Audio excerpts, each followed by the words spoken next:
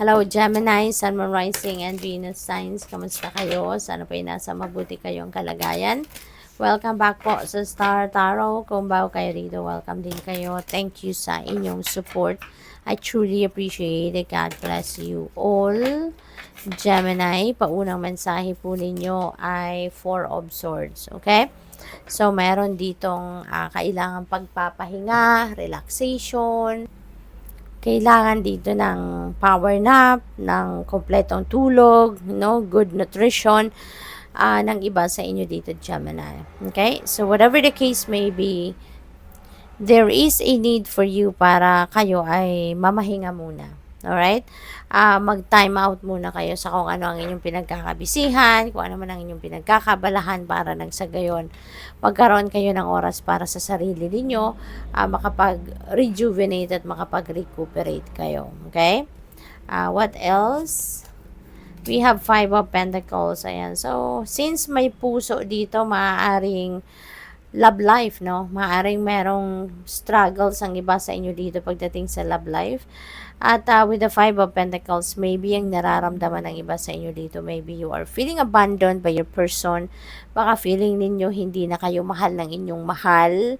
Maaaring wala na din time kasi, no? Ang bawat isa sa inyo para sa for each other, baka wala ng quality time together. Kaya feeling siguro ng iba sa inyo na nasa relationship, no, ay yung parang wala ng attention siguro. Maybe you are seeking attention from your person.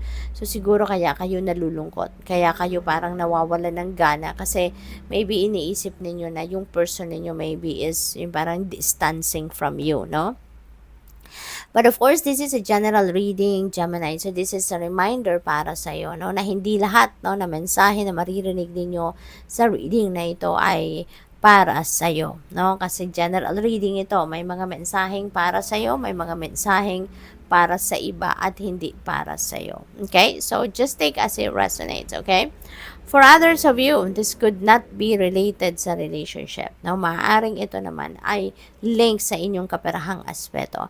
Baka ang iba sa inyo rito is having financial constraints, maybe having financial problems, no?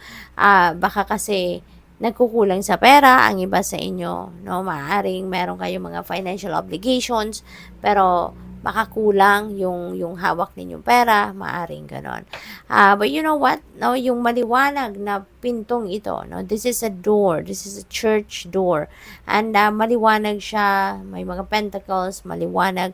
So that represents that there is hope sa inyong sitwasyon. Kaya huwag kayong mawawalan ng pag-asa. Regardless kung ano man ang sitwasyon ninyo rito, problema man sa pera or problema man sa relationship, it doesn't matter, no, kung ano.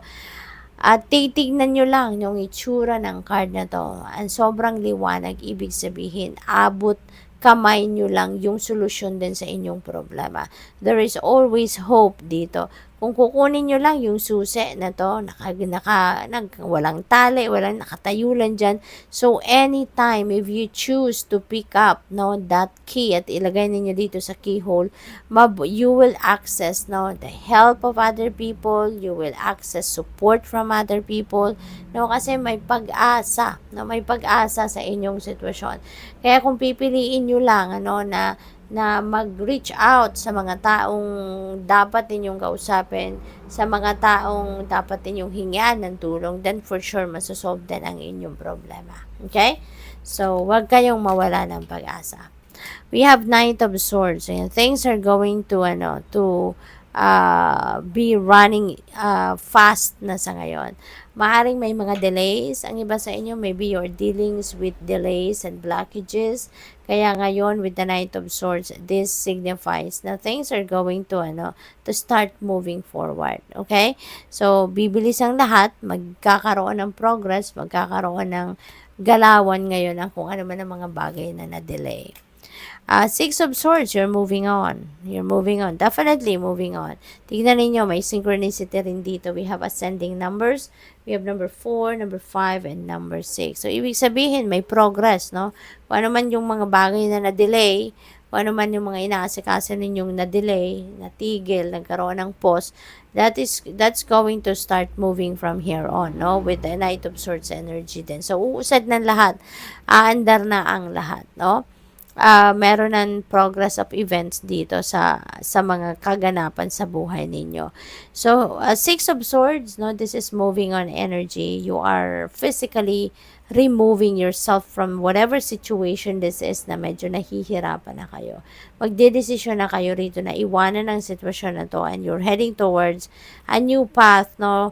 Wherein, alam ninyo, doon ninyo masosolve ang problema, doon ninyo mahahanap yung peace ninyo, yung serenity, doon ninyo mahahanap yung care sa inyo, no? Yung compassion sa inyo ng mga tao. So, this is really good kasi bakit nga naman kayo magtsatsaga, mag-stay sa lugar or sa sitwasyon na hindi naman na ito nakakabuti para sa inyo, hindi ba?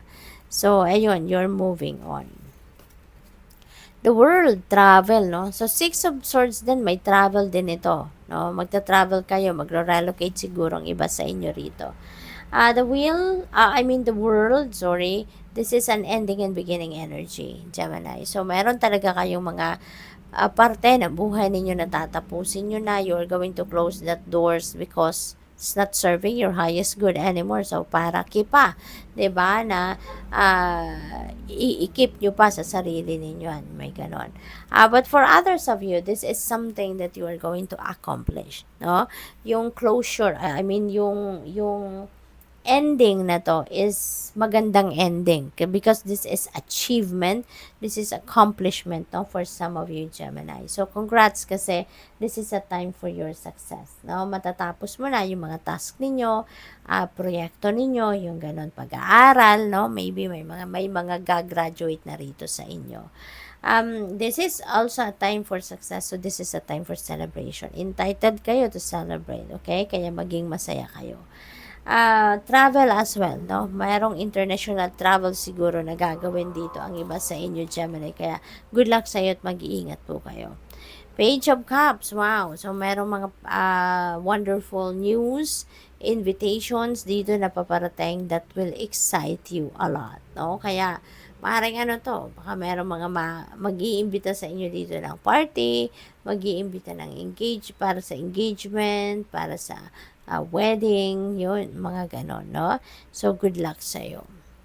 What else? We have Page of Wands. Ayan, another page. So, maraming impormasyon ang paparating dito, Geminis. Kaya maaring mabisi kayo, no? Mabisi. Kaya pay attention to your communication lines, no? Yung mga DM, PM, make sure na lagi ninyong minomonitor yan, emails, text messages, calls history, lagi ninyong titignan kasi baka meron kayong na-miss, no? Kasi marami ang maaring balita na dadating dito that will excite you, no?